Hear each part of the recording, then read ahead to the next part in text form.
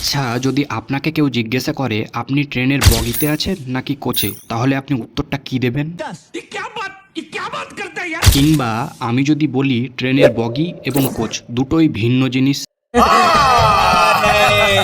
হ্যাঁ, আপনি ঠিকই শুনেছেন। আজকে আমি আপনাদের বলবো ট্রেনের বগি আর কোচের মধ্যে ডিফারেন্স কোথায়। দেখুন, আমরা অনেকেই বগি এবং কোচ শব্দ দুটোকে একই অর্থে ব্যবহার করলেও রেলওয়ে ভাষায় বগি এবং কোচ দুটি সম্পূর্ণ আলাদা অংশ।